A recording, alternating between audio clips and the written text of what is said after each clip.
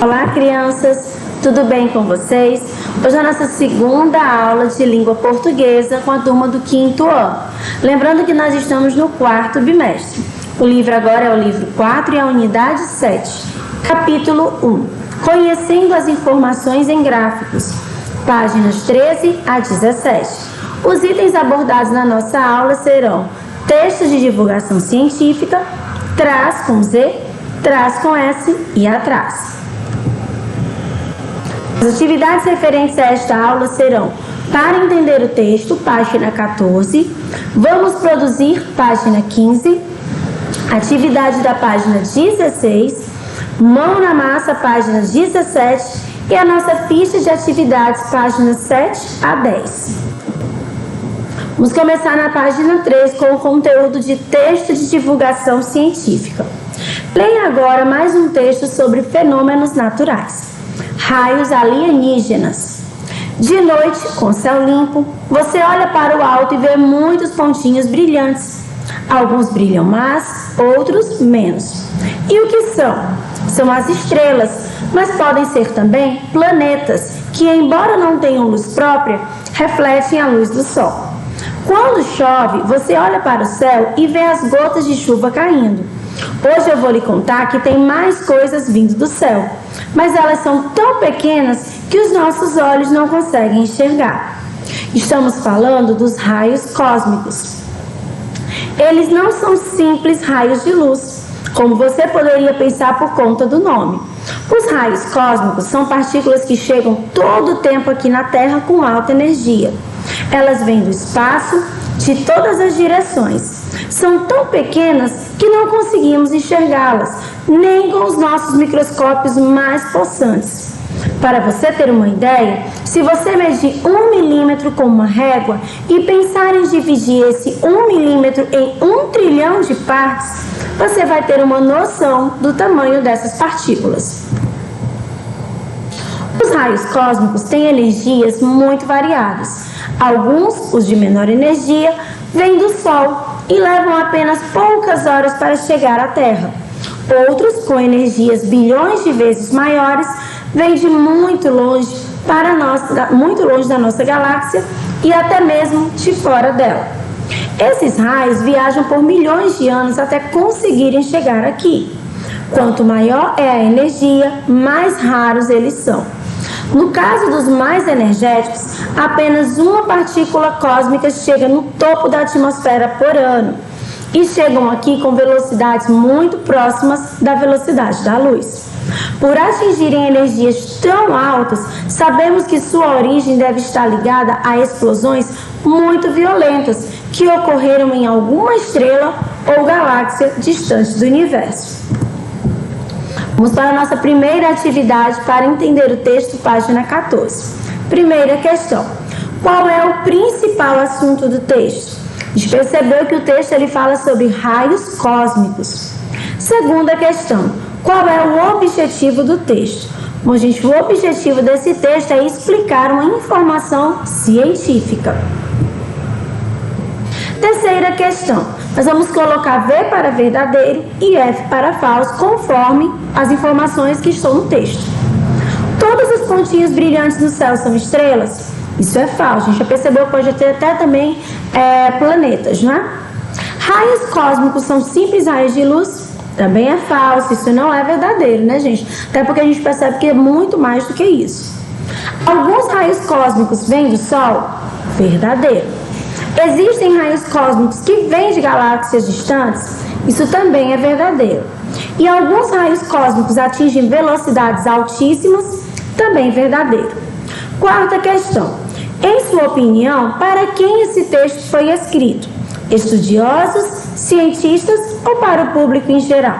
Bom, gente, a gente sabe que aqui nós temos um texto que é um texto de divulgação científica. Esse tipo de texto tem como objetivo principal divulgar ciências, né? E para isso ele escreve textos que atinjam qualquer pessoa, ou seja, esses textos eles são escritos para o público em geral. Bom, os textos que nós lemos são chamados de textos de divulgação científica. Esses textos, geralmente, eles são escritos por especialistas em determinado assunto.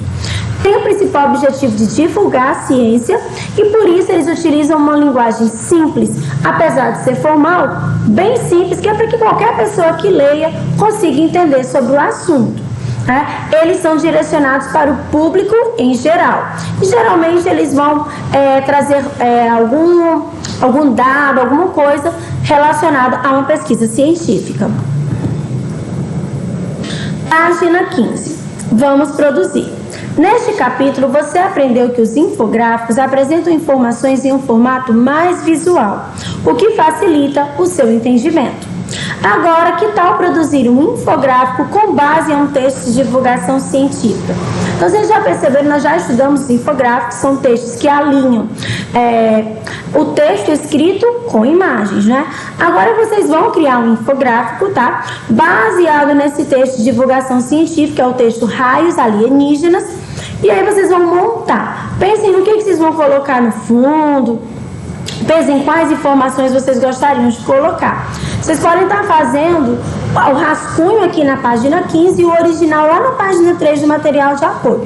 Quem não quiser fazer tudo aqui na página 15, pode fazer todo completo aqui na página 15, tá bom? Aqui é só uma opção. Se você quiser fazer o rascunho aqui e o original na página 3 do material de apoio, também pode, não tem problema. Página 16, vamos para o nosso segundo conteúdo, que é o traz com Z, traz com S e o atrás. Esse conteúdo, ele causa uma certa confusão, né? E as pessoas erram muito, às vezes não sabem como utilizá-los. Eu percebo isso principalmente nas nossas provas de redação, que os alunos confundem muito, principalmente o traz com Z e o traz com S. Mas agora, vamos evitar esse tipo de erro, né? Vamos para a nossa tirinha. Ei, olha, uma bolinha voadora. Posso correr atrás dela? Não é uma bolinha voadora, é uma estrela cadente. Estrela cadente, para que serve? Para você fazer um pedido. Um pedido? Posso correr atrás dela? Primeira questão. Qual é o fenômeno natural que está sendo retratado na tirinha? A gente percebeu que aqui eles estão falando da estrela cadente. Esse é o fenômeno. Segunda questão. O que você sabe sobre estrelas cadentes? Faça uma pesquisa sobre elas e escreva um breve resumo do que você descobriu. Bom, eu coloquei aqui, né, a minha pesquisa. Quem colocou com outras palavras, ou colocou outras coisas, não tem problema, tá bom? Cada um coloca a pesquisa que fez. Então, eu vou falar a minha pesquisa para vocês. O que chamamos de estrela cadente ou estrela fugaz é, na verdade, um fenômeno luminoso ocasionado pela passagem de um meteoro pela atmosfera terrestre. Terceira questão. Releia o último quadrinho. Em Posso correr atrás dela? A palavra destacada pode ser substituída por trás com Z ou por trás, né, com S. Por quê? Gente, não pode. Apesar dessas palavras, né, terem a escrita parecida, pronúncia parecida, elas possuem significados e usos diferentes. Então, se eu troco, eu estou utilizando de maneira incorreta. Então, vamos lá entender o uso de trás, atrás e trás com Z. Bom, gente, as palavras trás com S e atrás, elas estão relacionadas à parte traseira. Por isso são escritas com S. Então, olha só, parte traseira, tá bom? É escrito com S, porque traseira também tem S. Então, trás com S e atrás está relacionado à parte traseira. Atrás indica um lugar. E trás vai vir sempre acompanhado de uma preposição. Por exemplo, para trás, por trás, tá bom? Então, sempre ele vai vir acompanhado de uma preposição.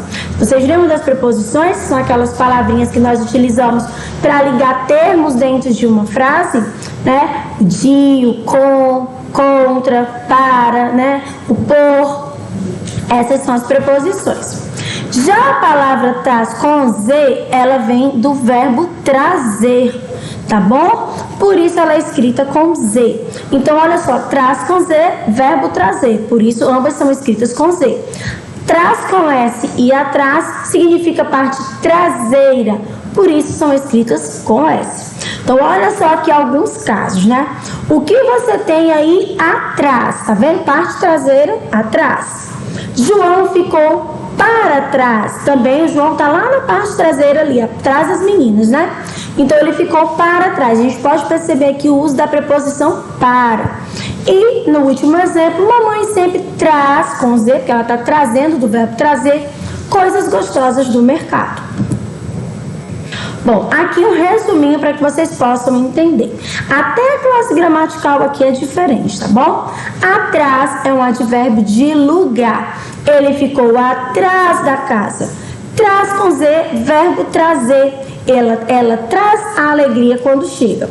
E o traz com S significa parte posterior também, parte traseira, não é isso? Ela sempre está por trás disso. E também aqui a gente pode perceber a preposição por acompanhando o traz com S. Página 17, mão na massa. Complete os diálogos a seguir com traz com S, atrás ou traz com Z. Item A parte de trás, tá vendo? O de aí, preposição de e parte posterior. De trás do meu vestido é linda. Traz para eu ver, estou curiosa, que é o verbo trazer, né? B, pai, esqueci meu livro de inglês. Traz para mim, por favor.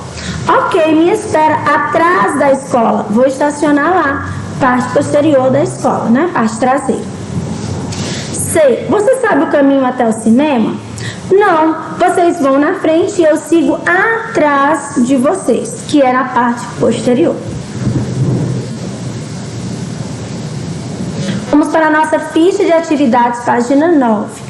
Primeira questão, vocês irão pintar, né, os retângulos conforme as características do gênero. Se for um infográfico, pinta de azul. Se for texto de divulgação científica, pinta de verde. Então vamos lá, combina texto com imagem para ajudar o leitor a compreender as informações, é o infográfico. Texto descrito com a linguagem mais elaborada, divulgação científica, é um texto mais formal, com a linguagem mais elaborada. Geralmente traz muitos dados com base em pesquisa científica, texto de divulgação científica. As informações não são apresentadas necessariamente de maneira linear, ou seja, é um texto dinâmico. Esse texto dinâmico é o que envolve, né, várias coisas, como por exemplo as imagens, as informações, o texto.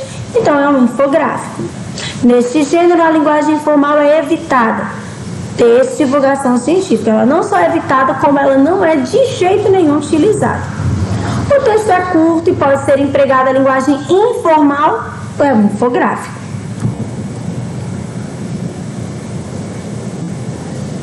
Segunda questão. Escreva palavras derivadas para cada um dos termos a seguir. Bom, a gente vai agora escrever palavras derivadas. Nós temos aqui palavras primitivas e nós vamos adicionar ou um prefixo ou um sufixo e vamos escrever palavras derivadas. Item A, dente. Pode ser dentista, dentadura, dentário. B, ferro. Ferreiro, ferradura, ferrugem.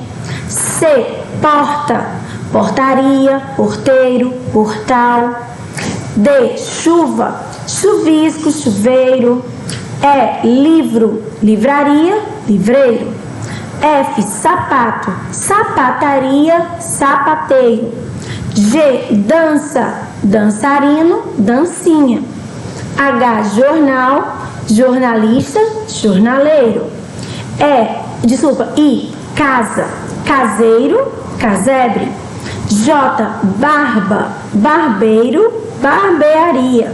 E a K, lixo, lixeira, lixeiro.